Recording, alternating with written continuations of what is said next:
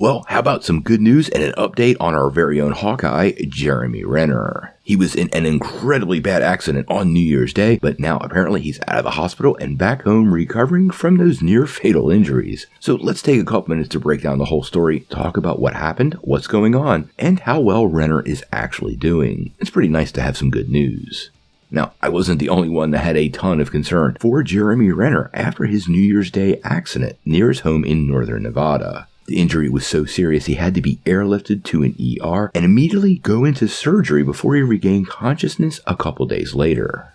Since then, we've gotten periodic updates via his social media account, but no real big details, and most of them not directly from Jeremy himself. But earlier today, he did reply to a Mayor of Kingstown tweet, go ahead and check that out, that indicated that he was outside of his brain fog, aka off pain medication, and in full recovery. Now, in case you didn't know, his accident actually involved a snowplow, and Jeremy was run over by his own snowplow in an attempt to regain control of the vehicle. Now, the sheriff did drop a statement and gave us some details about what's going on and how the accident happened. And they actually said, and I quote, "After successfully towing his personal vehicle from its stuck location, Mr. Renner got out of his piston bully to speak with his family member. At this point, he observed the piston bully started to roll. In an effort to stop the rolling piston bully, Mr. Renner attempted to get back into the driver's seat of the piston bully. Based on our investigation, it's at this point that Mr. Renner is run over by the piston bully."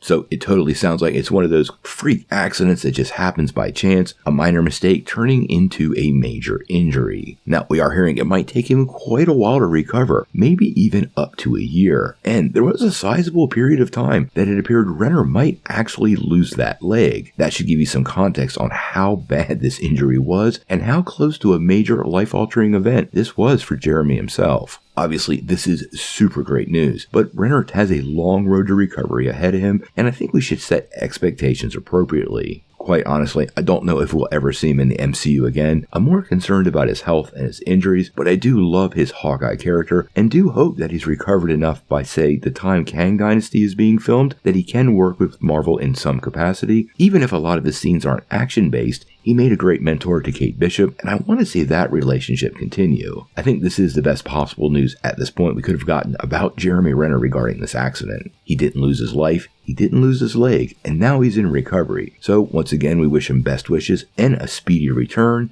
Like I said, it's pretty great to have some good news to report.